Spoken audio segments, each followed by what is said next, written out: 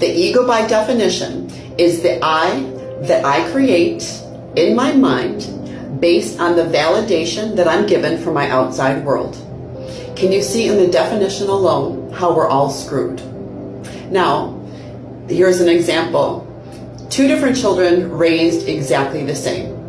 First child raised in trauma with caregivers that were never loved and don't know how to love, so they experience their needs and their wants not being met. They feel neglected emotionally. So what they do is they say, wow, I feel really insecure about myself. I don't feel good about myself. I feel uncomfortable in my body, but I can't let the world see that.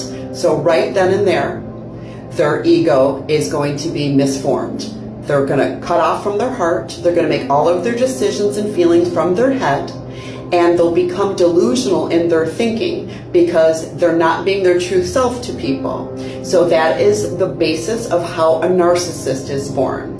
And they are so upset internally and being hurt and not acknowledged that they will lash out to people in a way of getting justice for what happened to them as a child. So they will act irrationally and crazy, and everyone will be bewildered, and they will run away from that situation knowing deep down it was wrong, but they have no other way to express themselves because they're scared to admit that they're insecure. Now, different child, same situation.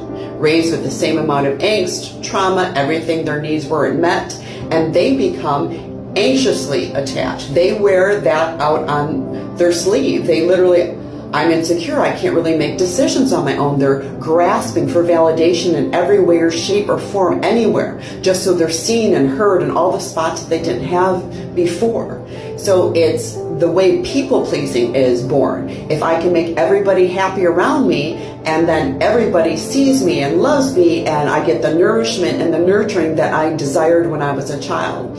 So if you can see right then, if we base everything off of our ego, then we're going to be disconnected from our heart and our soul, and we're in display of everybody else. So if you're on a spiritual journey, which I'm sure you are if you're following me, I have listed a ton of different modalities and different ways and wisdom to go about stripping all of that trauma back and not believing and putting so much emphasis on what other people believe that you are, and getting to the core of you, to your soul and to your heart, and to stay connected there and live in the time frame and the purpose that is within you.